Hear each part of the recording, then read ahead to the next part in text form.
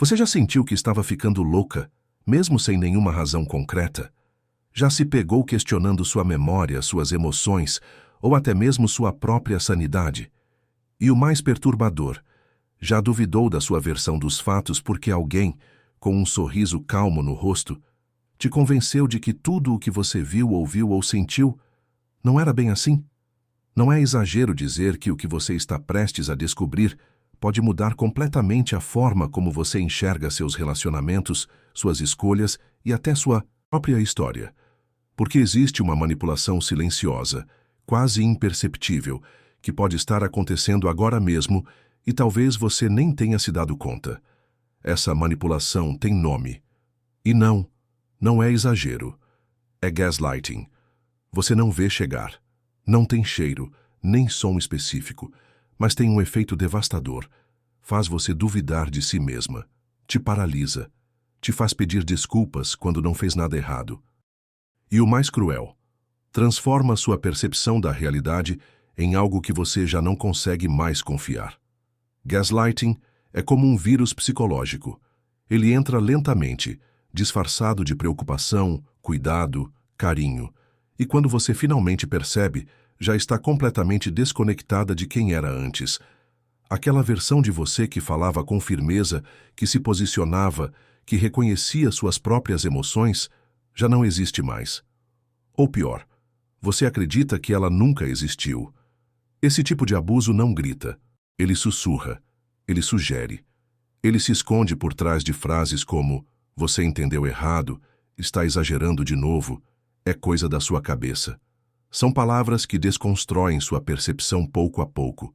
Uma demolição emocional que por fora parece diálogo, mas por dentro é destruição. O problema não está só nas palavras. Está na intenção. Está na repetição. Está no jogo de controle que faz com que você, sem perceber, comece a ceder, se calar, se diminuir, até o ponto em que você já não sabe mais se pode confiar em si mesma. E quando isso acontece, o abusador vence. Talvez você esteja assistindo esse vídeo agora e algo dentro de você está desconfortável. Uma sensação estranha, como se tudo isso fosse familiar demais, como se alguém já tivesse feito você sentir exatamente o que estou descrevendo. E talvez essa seja a primeira vez em que você se permite pensar: será que sou vítima disso? A resposta pode ser assustadora, mas também pode ser libertadora, porque nomear o que está acontecendo com você é o primeiro passo para se proteger. E entender a lógica por trás do gaslighting é o caminho para reconquistar o controle da sua vida. Neste vídeo, vamos muito além das definições básicas. Vamos desmontar as camadas dessa manipulação psicológica, explorar sinais que quase ninguém comenta e abrir um espaço seguro para você se ouvir novamente. Porque sim, a sua voz ainda está aí, e ela está prestes a ser ouvida. Se você já sentiu que estava perdendo o chão, que suas emoções foram invalidadas, ou que sua verdade foi constantemente negada por alguém que deveria te apoiar, então você precisa assistir até o fim, porque talvez, pela primeira vez, você vai enxergar com clareza o que antes parecia confusão. E quando isso acontecer, nada, nem ninguém, vai conseguir te silenciar de novo. No começo, ele parece cuidadoso, parece preocupado, parece alguém que te enxerga como ninguém jamais viu. Ele escuta com atenção, valida suas emoções, diz que entende suas dores como se tivesse lido sua alma. E você acredita. Acha que encontrou alguém seguro, um lugar de descanso, um refúgio. Mas o que você não vê é que nesse exato instante ele já está mapeando as brechas da sua mente. A manipulação nunca começa com um empurrão. Ela começa com o toque leve da atenção. Começa quando ele diz que quer te proteger, que se preocupa com você mais do que todo mundo, que tem medo que o mundo te machuque. E por isso, você deve confiar nele, só nele. Aos poucos o controle chega como um gesto de amor, e é aí que mora o perigo. Gaslighting não invade, ele se infiltra. E talvez o mais cruel dessa dinâmica seja a forma como ele se disfarça de carinho. Ele te observa, entende suas inseguranças, Decora seus traumas e aprende como usar tudo isso para te prender. Ele não te ataca de imediato. Ele te convence aos poucos de que você precisa dele para sobreviver. No início, as frases são quase imperceptíveis. Você tem certeza de que foi isso mesmo que aconteceu? Parece uma pergunta inofensiva. Você não acha que exagerou um pouco? Parece um comentário banal, mas com o tempo, essas frases viram uma trilha sonora constante. E quanto mais você ouve, mais você começa a duvidar de si. A mente humana precisa de estabilidade para funcionar. Precisa confiar em si mesma para tomar decisões. Mas o gaslighting sabota isso. Elimina o solo sob seus pés até você acreditar que está em areia movediça. Ele te faz questionar sua memória, suas emoções, suas intenções. E esse questionamento começa pequeno, quase imperceptível, como uma rachadura no vidro. Mas com o tempo, vira estilhaço. É importante entender que o início do gaslighting raramente é percebido como abuso. Isso porque ele não causa dor imediata. Pelo contrário, causa apego. Ele se confunde com cuidado, com proteção. E a vítima, sem saber, se apega ao próprio agressor emocional achando que está sendo amada. Esse é o jogo mais perverso. O manipulador se posiciona como salvador enquanto cava o buraco da sua autoestima. Você se vê deixando de contar certas coisas para não gerar mal-entendidos. Passa a revisar suas palavras antes de falar. Começa a duvidar se viu mesmo o que viu ou se ouviu errado.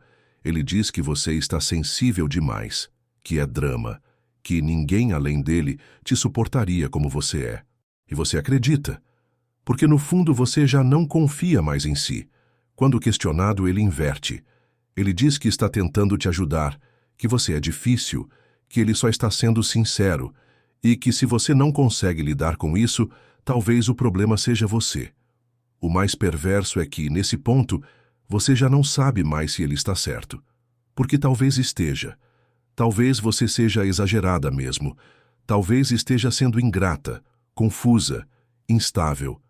É assim que começa, com o benefício da dúvida, com a ilusão do cuidado e com a lenta construção de uma realidade paralela onde você já não tem mais o direito de sentir o que sente. O gaslighting não vem com gritos, ele vem com sorrisos, com conselhos travestidos de críticas, com sugestões para o seu bem. E por trás de cada uma dessas atitudes existe uma intenção, te fazer desacreditar de si mesma. E quanto mais você duvida de você, mais poder ele tem sobre sua mente. Há um momento específico, silencioso, em que você começa a se calar, a engolir o choro, a evitar assuntos, a pedir desculpas mesmo sem saber por quê. Esse momento é o ponto de virada. É quando o gaslighting deixa de ser um processo e se torna um estado permanente, quando você deixa de reagir e começa a se moldar. E talvez a parte mais dolorosa disso tudo seja que, nesse estágio inicial, a maior parte das vítimas ainda acredita que está em um relacionamento saudável. Porque o abusador ainda se comporta de forma afetuosa, ainda oferece colo, ainda diz que ama. Mas é um amor que cobra, que manipula, que te molda para ser menos você e mais do que ele quer que você seja. É nesse ponto que você começa a se perder, e quase sempre sem perceber. A partir do momento em que você começa a duvidar do que sente, o próximo passo é ainda mais sutil e perigoso. Você começa a duvidar do que viveu. E o que antes era apenas uma pequena hesitação se transforma numa confusão constante, como se a sua memória fosse uma gaveta que outra pessoa vive reorganizando, mudando de lugar os fatos, escondendo algumas lembranças e reescrevendo outras. É assim que o gaslighting constrói uma realidade paralela. Não de uma vez, mas com pequenas distorções frequentes, tão repetidas que passam a parecer verdade. Você diz, "Você gritou comigo ontem." Ele responde, "Claro que não, você está inventando." E o pior, ele diz com tanta convicção, com tanta firmeza nos olhos que você hesita. E nessa hesitação, o primeiro tijolo da mentira é assentado. Essa manipulação não precisa de força, só precisa de consistência. Com o tempo, você começa a se perguntar se ouviu direito, se interpretou errado, se está mesmo lembrando as coisas como aconteceram.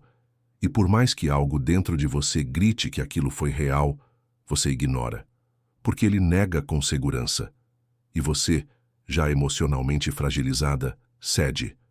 A manipulação da memória é uma das formas mais eficazes de controle psicológico.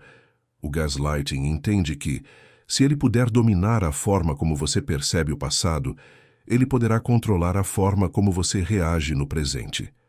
Ele planta dúvidas, questiona detalhes e coloca uma lupa em qualquer falha que você cometa, como se cada erro seu fosse prova de que você não é confiável, nem mesmo para lembrar da própria vida.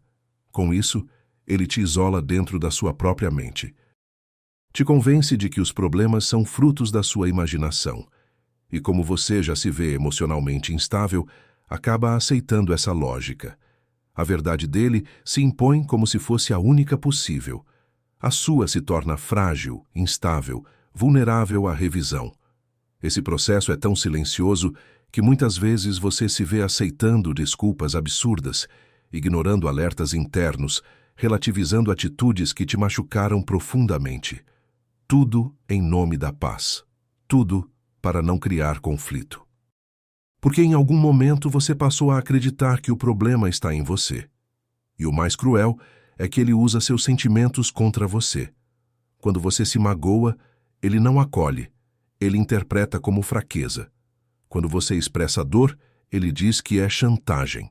Quando você tenta conversar, ele diz que você está tornando tudo mais difícil. Você começa a sentir que não importa o que faça, será sempre a errada. E isso te silencia. Em pouco tempo, você não apenas aceita a versão dele dos fatos, você passa a repeti-la. Começa a contar histórias com a mesma narrativa que ele criou. Apaga partes da sua vivência. Minimiza as cenas de abuso. Inventa justificativas para os comportamentos dele. E talvez o mais assustador, começa a se enxergar como ele te descreve. Essa inversão da realidade é extremamente perigosa porque cria uma prisão sem grades. Você está presa na dúvida, na culpa, na confusão constante. E quando tenta se explicar para alguém de fora, sente que está sendo incoerente. Porque, de fato, sua narrativa está fragmentada, distorcida, sobrecarregada de revisões emocionais. O gaslighting não precisa gritar com você para te ferir. Ele só precisa negar o suficiente, contradizer o suficiente, sugerir o suficiente.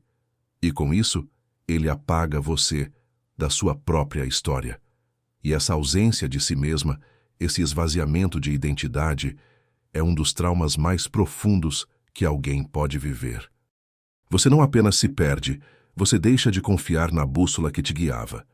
Suas emoções viram suspeitas, seus pensamentos, dúvidas, sua intuição, um eco abafado que você não consegue mais decifrar. E nesse silêncio interno, a voz dele se torna a mais alta, a única. Mas existe algo dentro de você que ainda lembra, uma parte sua que se incomoda, que sente que algo está fora do lugar, mesmo que não consiga explicar. Essa parte é sua e precisa ser resgatada. Porque nenhuma verdade construída por fora pode substituir aquilo que você sente por dentro. Depois que a sua verdade é apagada e substituída, o que sobra é um silêncio. Mas não qualquer silêncio. É um silêncio interno, denso, sufocante, que não vem de fora, mas de dentro de você. É quando sua mente para de lutar. Sua voz para de questionar. Sua intuição para de insistir. E você simplesmente desiste. É nesse ponto que o gaslighting atinge seu estágio mais destrutivo, quando você se desconecta da própria essência. Já não defende o que sente, já não confronta o que te fere, já não confia no que pensa, porque você internalizou a ideia de que o erro está em você. E essa crença se torna a sua nova identidade. O que antes era dúvida, agora é certeza. Certeza de que você é instável, exagerada, emocional demais. Certeza de que precisa melhorar, se controlar, se calar. E quanto mais você se adapta para não incomodar, mais se afasta de si mesma. Até que um dia, você se ouve dizendo coisas que não acredita, aceitando situações que te ferem, justificando atitudes que antes te revoltariam. E percebe que a sua voz desapareceu. Esse colapso da autoconfiança não acontece da noite para o dia. Ele é lento, meticuloso, persistente. A cada vez que você duvida de si, a cada vez que reprime uma reação legítima, a cada vez que se molda ao que ele espera de você, uma parte sua se apaga, até restar só uma versão domesticada, controlável, silenciosa. Você começa a viver no modo de sobrevivência. Fala menos, sente menos, reage menos, seu mundo emocional se estreita, e com isso, sua energia vital desaparece. Não é só emocional, seu corpo sente. Você cansa com mais facilidade, dorme mal, perde o apetite ou come sem controle. Sua pele muda, sua expressão muda, porque seu corpo está gritando o que sua mente já não tem força para dizer. A autocensura vira rotina, você antecipa as reações dele, evita assuntos que antes eram naturais, anda em constante estado de vigilância emocional, se autocorrige o tempo todo e, aos poucos, começa a duvidar da própria sanidade, porque parece que só você sente isso, só você percebe esse vazio. O silêncio interno também é perigoso porque afeta sua capacidade de pedir ajuda. Quando você tenta explicar o que sente, as palavras não saem. Você mesma não sabe por onde começar. Tudo parece confuso demais, exagerado demais, pequeno demais para justificar tanta dor. E então, você desiste de falar. Mais uma vez. Nesse ponto, você se isola emocionalmente. Mesmo quando está cercada de pessoas, sente que ninguém te entende. Porque, no fundo, você também não se entende mais. Você sente que perdeu a referência de quem era. E com isso, começa a se contentar com migalhas emocionais. Um gesto de carinho aqui, uma atenção mínima ali. Qualquer demonstração de afeto vira esperança, como se isso compensasse todo o resto. O manipulador, por sua vez, percebe sua passividade e usa isso como mais uma prova de que você está desequilibrada. Você vê problema em tudo. Você precisa se tratar. Você está ficando paranoica. E você acredita, porque nesse ponto, tudo o que ele diz parece mais lógico do que o que você sente. E essa inversão é fatal. Quando a lógica dele se sobrepõe à sua verdade, você perde o último traço de autonomia emocional. Você se torna uma extensão dele. Pensa com a voz dele, sente com os limites dele, vive conforme as regras que ele estabeleceu para o que é certo, aceitável, normal. Mas dentro desse silêncio, há algo que não morreu. Há uma parte sua que sente, que resiste, que se incomoda com esse estado de dormência. E essa parte é a chave. Porque é através dela que você pode começar a se reconectar com a sua voz interior. Não de forma rápida, mas real. O caminho de volta começa com pequenas permissões. Permitir-se sentir, mesmo sem entender. Permitir-se duvidar dele, mesmo com medo. Permitir-se lembrar de quem você era antes, porque a sua voz não desapareceu. Ela foi calada, mas ainda está aí. E ela merece ser ouvida. Existe uma forma de manipulação ainda mais sorrateira, ainda menos reconhecida, e por isso muito mais perigosa.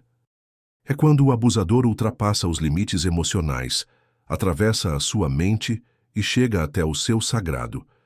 Ele não distorce apenas suas memórias, ele deturpa sua fé, seus valores mais íntimos e transforma sua espiritualidade em uma ferramenta de controle. Esse é o gaslighting espiritual. Diferente do que muitos imaginam, esse tipo de abuso não acontece apenas em contextos religiosos. Ele acontece quando alguém usa o seu sistema de crenças contra você. Quando o que era um canal de conexão com algo maior vira um argumento para submissão. E o pior, isso acontece com aparência de profundidade, sabedoria e evolução. O gaslighter espiritual não precisa levantar a voz. Ele levanta conceitos, fala sobre energia, equilíbrio, karma, propósito. Diz que você atraiu o sofrimento porque está vibrando baixo. que tudo o que sente é reflexo da sua negatividade, que seu sofrimento é prova de que você precisa se trabalhar mais. E, com isso, o que era fé vira culpa. Você começa a sentir vergonha de sentir dor. Acha que está sendo menos evoluída por não perdoar, que está espiritualmente atrasada por questionar o comportamento dele, que sua intuição não é confiável porque está contaminada pelo ego. E quando tenta expressar seus limites, ouve que está resistindo ao seu processo. É uma inversão completa de significado e profundamente destrutiva. O espiritual se torna gaslighting quando alguém faz você duvidar da sua conexão com o que é sagrado. Quando sua intuição é desqualificada, seus sentimentos são julgados como impuros e suas reações são interpretadas como falhas de caráter. É quando a linguagem do sagrado é sequestrada para justificar o injustificável. E esse tipo de manipulação é especialmente cruel porque atinge pessoas que buscam crescer, que estão vulneráveis, que estão abertas. São pessoas em processo de autoconhecimento, de cura, de expansão. E por isso mesmo são mais suscetíveis a discursos que pareçam elevados. O manipulador sabe disso e usa esse terreno fértil para plantar distorções. Não é incomum ouvir frases como: se você estivesse mais conectada, entenderia o que estou dizendo. Ou, isso é só o seu ego reagindo. Esse tipo de argumento não apenas invalida seu sentimento, mas te isola, porque você começa a achar que está espiritualmente errada, que está falhando até no que tem de mais íntimo, sua conexão com o divino. O que muitas vítimas não percebem é que o verdadeiro espiritual não impõe. Ele acolhe, ele não julga, ele escuta. Ele não coloca você abaixo, ele te expande. Qualquer relação que use a espiritualidade como forma de te silenciar, te envergonhar ou te fazer se sentir menos, não é luz, é controle. E mesmo em contextos religiosos, isso acontece com frequência alarmante. Líderes, parceiros, terapeutas, pessoas influentes podem usar versículos, doutrinas ou filosofias para manipular. Dizer que você deve honrar mesmo sendo humilhada, que é seu karma estar com alguém que te destrói, que Deus está te moldando através do sofrimento. Tudo isso é gaslighting espiritual, uma distorção do que deveria ser libertador. Essa forma de abuso é tão sutil que muitas vezes a vítima acredita que está em um processo de iluminação, quando, na verdade, está sendo domesticada. Não em nome do amor, mas do controle disfarçado de sabedoria. A fé nunca foi feita para te aprisionar. A intuição não é um erro, seus sentimentos não são imperfeições a serem corrigidas. Eles são mensagens, alertas, sinais de que algo não está em harmonia. E ignorá-los em nome de uma ideia de evolução é se afastar da própria alma. Reconhecer o gaslighting espiritual é um ato de coragem, porque exige que você confronte aquilo que um dia acreditou ser divino, mas também é um ato de libertação. Porque ninguém tem o direito de usar sua fé para te calar, nem de transformar sua busca por luz em uma prisão de sombras. Sua espiritualidade deve te devolver a você, não te afastar de quem você é. Ela deve ampliar sua escuta interior, não sufocá-la. E se hoje você percebe que alguém usou sua fé como arma, saiba, isso não é fracasso espiritual, é abuso. E você não precisa aceitar isso como parte do seu caminho. Quando a mente é ferida em silêncio, o corpo encontra formas de gritar. E por mais que a vítima de gaslighting tente manter a aparência de normalidade, há algo dentro dela que se manifesta fisicamente, uma dor que escapa pelos poros, mesmo quando as palavras são caladas. O corpo não mente. Ele guarda tudo o que a mente não consegue mais processar. O primeiro sinal costuma ser o cansaço, mas não é um cansaço comum, de um dia cheio ou de uma noite mal dormida. É um esgotamento profundo, uma exaustão constante que parece não passar, mesmo após o descanso. A vítima acorda já cansada, toma café e continua apática. Nada empolga, nada motiva, nada desperta. Porque o que está em colapso não é o físico, é o emocional. Essa fadiga emocional consome lentamente a vitalidade da pessoa. Ela sente o corpo pesado, o rosto mais apagado, os movimentos mais lentos. As tensões se acumulam, principalmente no pescoço, ombros e costas. O estômago embrulha com frequência. O apetite oscila. As dores surgem sem explicação clínica. E mesmo após exames, diagnósticos, suplementos e mudanças de hábito, o desconforto persiste.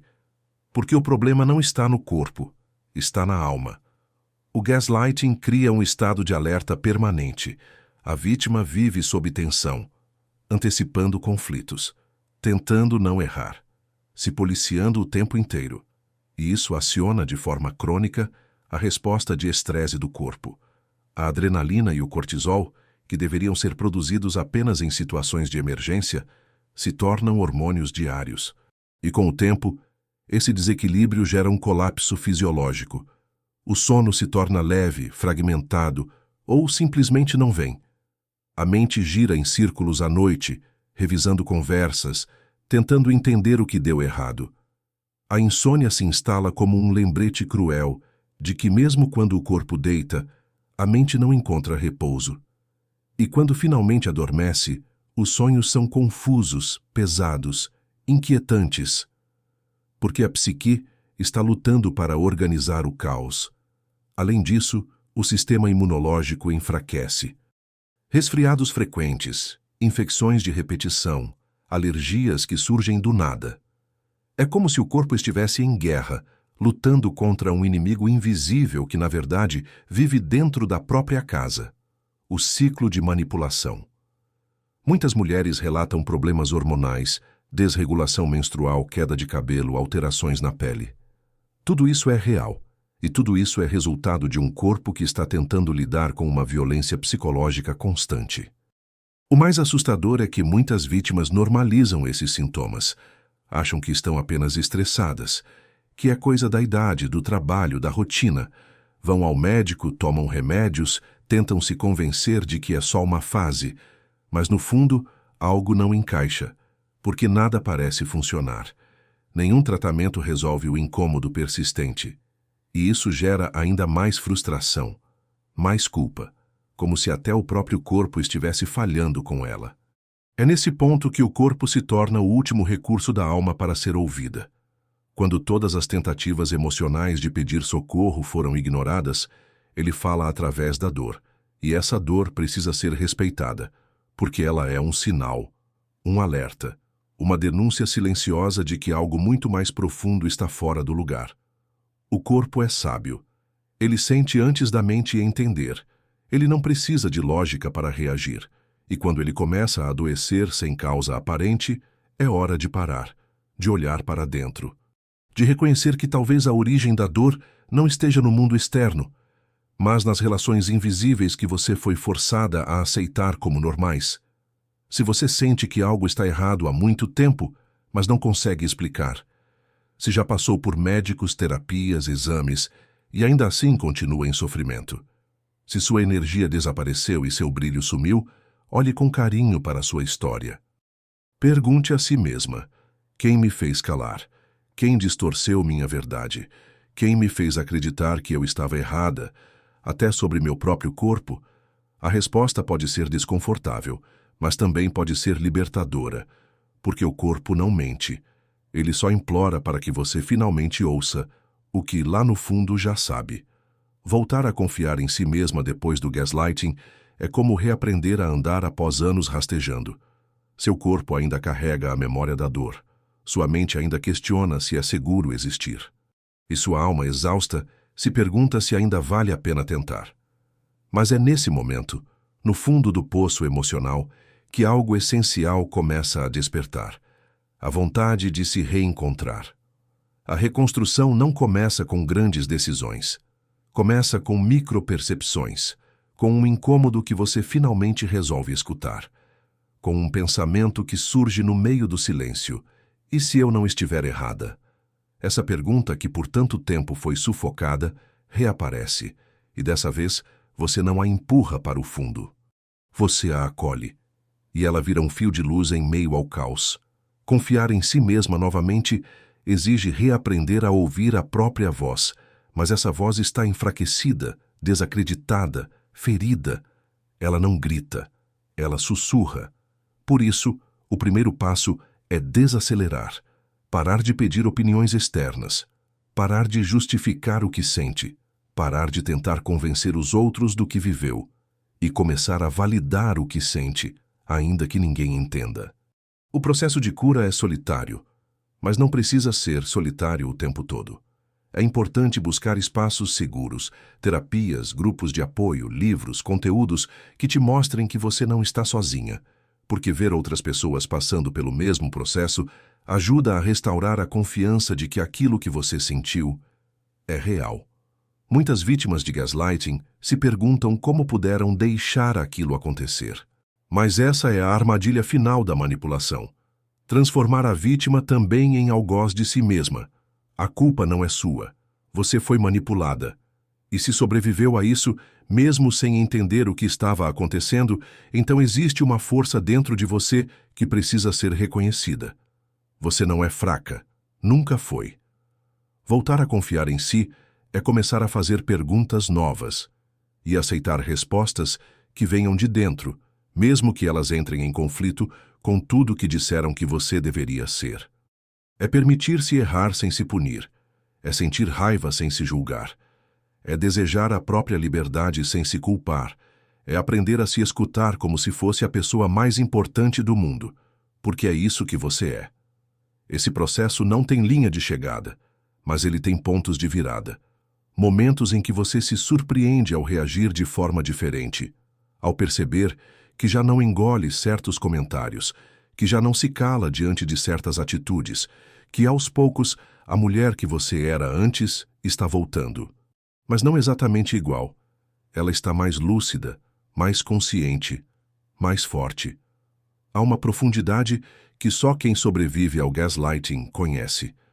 Uma clareza emocional que nasce da dor, mas floresce como sabedoria.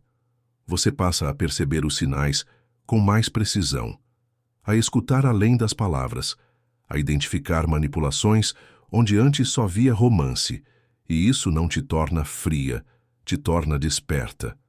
A confiança em si mesma não é um ponto fixo, é uma construção diária, feita de pequenos atos de coragem.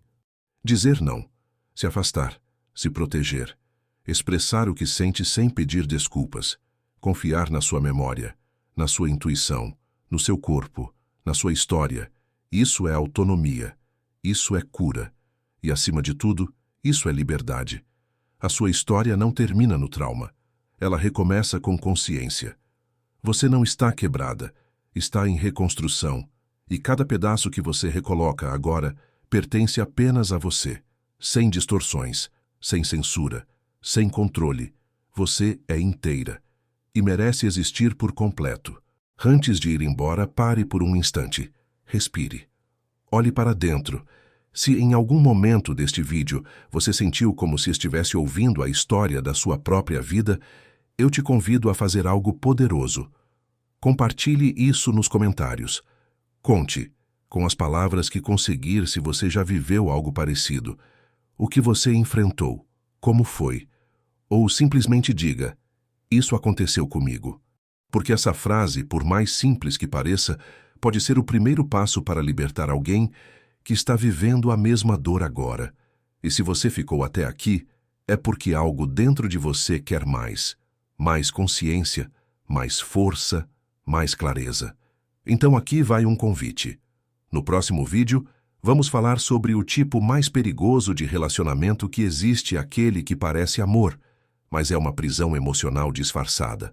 Um amor que exige demais, suga tudo e, no fim, só deixa o vazio. Prepare-se para se enxergar como nunca antes. Agora sim, se esse conteúdo fez sentido para você, curta esse vídeo para que ele alcance mais pessoas. Se inscreva no canal e ative o sininho das notificações para não perder os próximos episódios. Temos muito ainda para conversar, muito a descobrir. E você não está sozinha. Obrigado por assistir.